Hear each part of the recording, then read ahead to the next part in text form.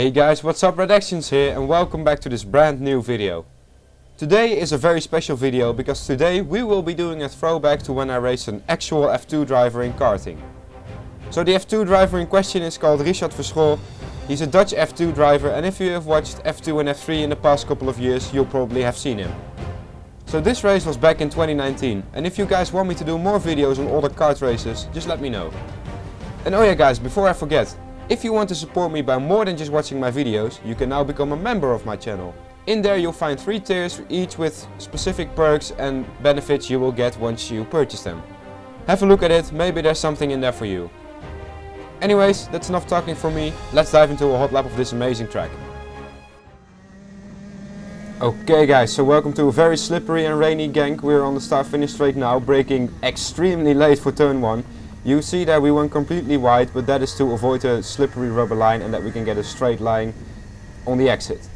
Over here take the curb on the left, and then for this next turn take the curb again. This is all to aid in turning the kart in these slippery conditions. In this super fast corner, turn in a little bit before the rubber line to take the maximum grip of the clean asphalt. In that hairpin you have to turn in on the middle of the track and run a bit wide so that you can use the clean asphalt on acceleration. Here brake in the middle of the track. Hit this apex, but you see I overshot it a little bit there. Over here turn in again on the middle of the track, use all of the road on exit. Then for this one you do have to take the curb again to aid turning the kart. Here turn in on the middle of the track again and make a late apex to get a straight line of acceleration out of this corner. Then here brake super late again, hit this curb on the inside in order for you to help turn the kart. Over here turn it on the middle of the track so that we can get a straight line of acceleration out of there, and you can see that I'm struggling with the traction. Here lock up your tires intentionally to get some temperature in there. Just take a normal racing line, accelerate out, and that is a very quick lap of genk right there. Okay guys, so this lap was enough to get me P7 in a very strong grid. There you can see that I'm a little bit under 9/10 of a pole, which in the wet is not that much.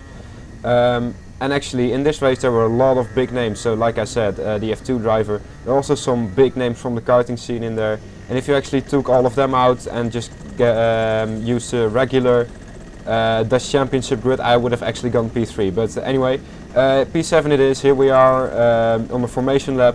In this class we always have a rolling start like you know from a safety car start in F1, but we actually line up in double file, and here you see that my getaway is absolutely trash. I immediately lose a position right there on the start.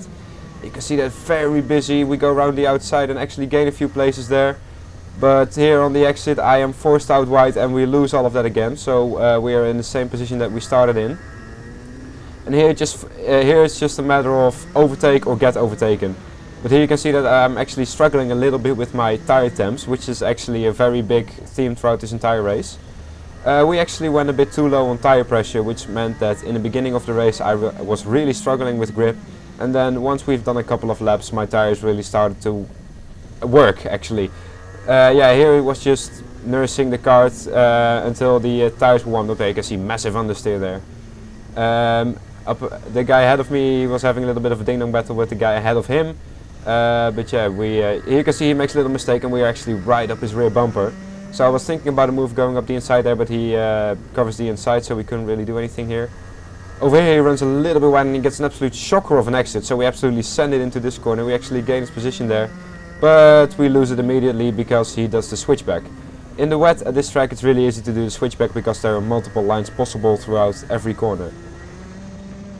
But now going on to a replay of the start there, you can really see how busy it is. 33 drivers going into one corner and they all want to come out in first place, so you can imagine how busy it is. And here it's a bit hard to see me, but that's me. So remember that black suit, black card with orange shapes all over it, and here you can just really see how busy it is. There you can see me, I'm following the front group nicely. It's really just a big mess. In the midfield, it's surprising actually that there wasn't a huge crash happening. So cutting to lap 5 now, there you can see we've actually lost another place in a very unorthodox way. Well, the driver ahead of me, he just pulled away a very tiny bit, but there you can see the number 14. That's an interesting story. He was actually running in something like P20.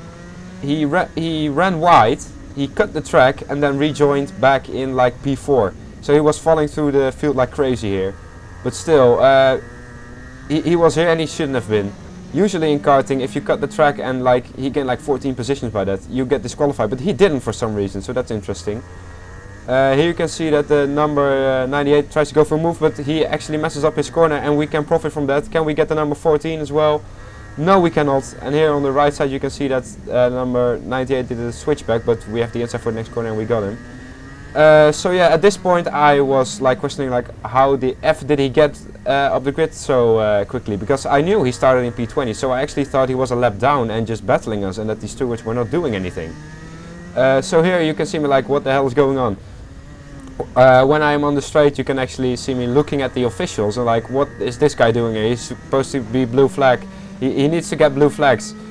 But yeah, it actually turned out he cut the track and gained all of those positions. And he only got a 10-second penalty for that. He gained like 14 positions and 12 seconds and he only got a 10-second penalty for that. So yeah, interesting choices by the stewards there. But hey, nothing we can do about it now. Let's just focus on getting past him. You can see we're actually battling quite a lot. He's actually a lot slower than us. And over here we try to send it up the inside. He tries to do the switchback, but I think our exit is actually good enough to keep him behind. So that's P6 done and dusted right there. Then cutting all the way to lap 10 already. When I got past the number 14 I lost a lot of time to him, and here you can actually see the group ahead of me. That's P5 up until P2, and at this point I was a lot quicker than them. My tires were up to temperature and I had the free track ahead of me. I was getting on them like by more than a second a lap, and well, it's a shame that it only happened on the last lap really. And well, if we didn't make the mistake with tire pressure we probably would have caught up to them even quicker. But hey, it has all happened. It's a wise lesson for the next time. And well, I think I should be happy with this. Again, if you take out all of the extra drivers that competed in this race, I would have been P3. Yeah, for this race is the really first race I proved myself like with the big guys. I could keep up with them. I was running the same pace as the leader at this point, and he pulled away by like 6 seconds. So yeah, really nothing to complain actually. Yeah, so for me this is like one of the best races of my career. I really enjoyed that one. Here you can see the end results. I finished only 9 seconds behind the leader and actually 6 seconds behind the leader of the group ahead of me. So yeah, the pace was really solid for this round. Well, let's see what the next race can do, the final. Okay guys, so welcome to the final. Starting P6 in this one, which means that we are on the outside. We actually get a good runaway this time, but the driver ahead of us gets an absolute shocker, so we immediately lose position on the right there. We gain it back and we go around the outside again, and here you can see we just gain a ton of positions. But here we lose it again as we are pushed wide, but still getting up to P5. Okay, so that's 1 position gained. But here you can really see how crazy karting can be. Here we get overtaken on the left and on the right. They're rubbing side pods there, we lose another position. Going into the hairpin here, there's some contact ahead of me, so one of the drivers loses the back end, which makes us have a really poor exit, which makes me have big pressure from behind, because of course the poor exit means that the guys behind us can catch up immediately. Here I accidentally push him wide a little bit, but no love lost there. We're both still in the race. And well, yeah, here you can already see that I'm actually struggling a little bit. We made the same mistake in terms of tire pressure there, but there was actually another mistake. We could only afford 1 set of wet tires for this entire weekend, so that means a full Saturday and a full Sunday on 1 set. So at this point the rear tires were pretty much gone. Here we have another replay of the start. You can really see me going around the outside there. You can see me the most outside card there. It almost worked out. Sadly, I should have carried a little bit more speed if I wanted it to work out completely. And here you can just see how crazy it becomes. Like you saw on my onboard camera, it's just all pushing and everyone, and you can see someone going off track. And I believe in the hairpin here there's another incident. There are a few more of them going off track.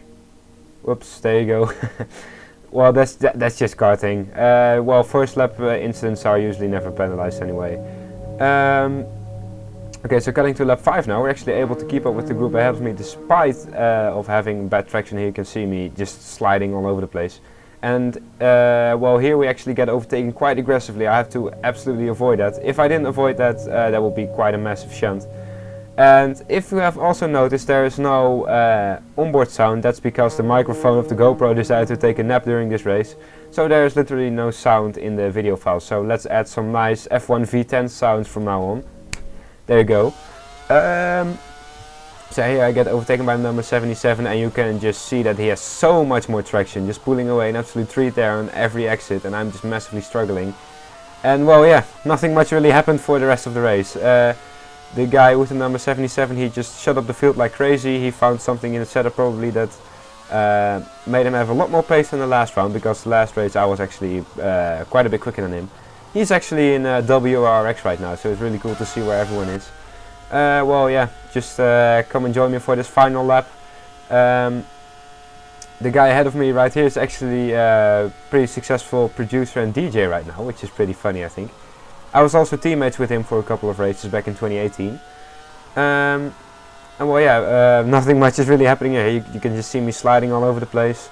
You can enjoy the nice V10 sounds in the background.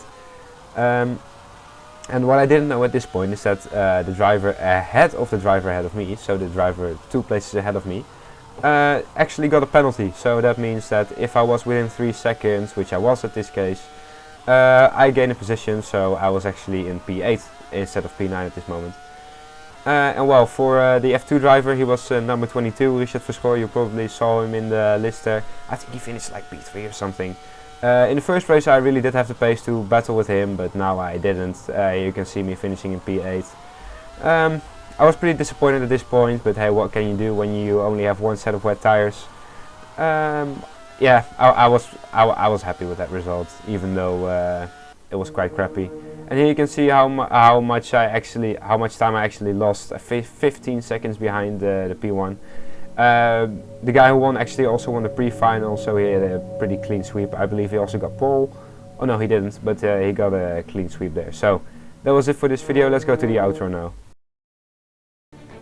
So guys, that was it for this video. If you enjoyed it, please consider giving it a like and subscribing to the channel. It really helps me if you would do that. Also, don't forget to take a look at the memberships. There might be something interesting in there for you. And I'm currently looking for sponsors to get back racing in 2022, so if you are interested, my business email is in the description down below. If you guys would like to see more karting content, please let me know, and let's see if we can get this video to do well, so please go ahead and like it. On the screen there will be one karting video and another that the algorithm has selected for you, but for now, this is it. Peace.